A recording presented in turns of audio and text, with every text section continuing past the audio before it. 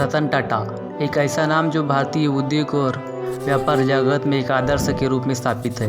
एक ऐसा व्यक्ति जिसने न केवल व्यापार में उच्च स्थान प्राप्त किया बल्कि समाज सेवा और नैतिक मूल्य के लिए भी एक मिसाल बने। उनका योगदान न केवल टाटा समूह को एक वैश्विक पहचान दिलाने में रहा बल्कि उन्होंने भारत के औद्योगिक क्षेत्र को भी एक नई दिशा दी। आज हम जानेंगे उनके जीवन की प्रेरणादायक कहानी। 28 दिसंबर 1937 को मुंबई में जन्मे रतन टाटा जमशेदजी टाटा के परिवार से संबंध रखते थे, जिन्होंने भारत में उद्योग की नींव रखी।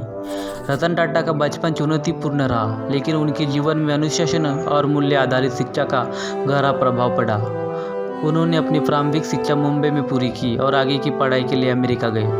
कार्नेल यूनिवर्सिटी के आर्किटेक्चर की डिग्री प्राप्त करने के बाद उन्होंने हार्वर्ड बिजनेस स्कूल से एडवांस मैनेजमेंट प्रोग्राम पूरा किया।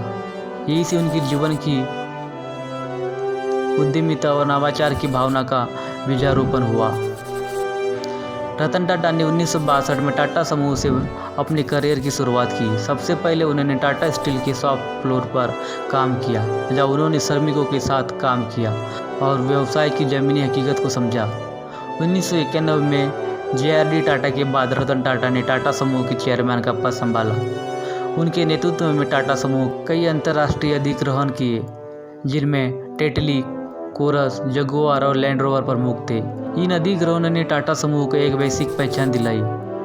रतन टाटा ने दिखाया कि व्यापार में सफलता केवल मुनाफा कमाने का सीमित नहीं है, बल्कि सामाजिक जिम्मेदारी और नैतिक मूल्य को भी महत्व देना जरूरी है। रतन टाटा की सोच सदैव आम आदमी को जीवन को बेहतर बनाने की थी। उन्होंने एक ऐसी कार का सपना देखा जो हर भारतीय की पहुंच में हो। यही विचार 2008 में टाटा नैनो के रूप में साकार हुआ।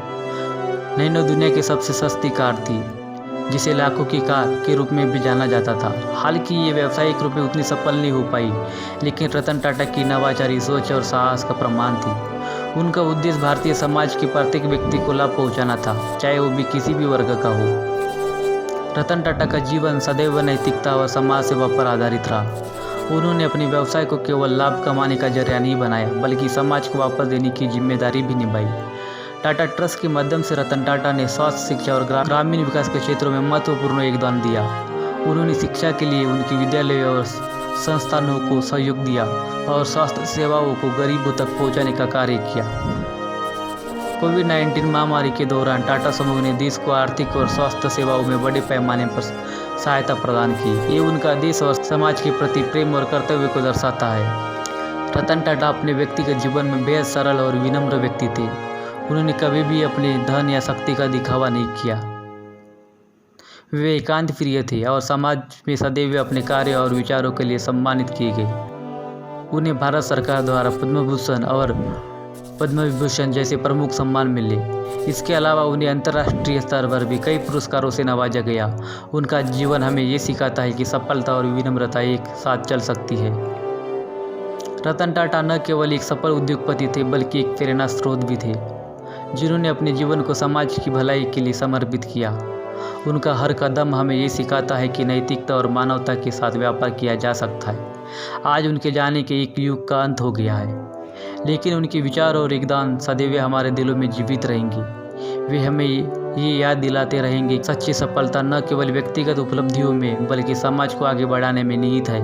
रतन टाटा को हमारा अंतिम सलाम।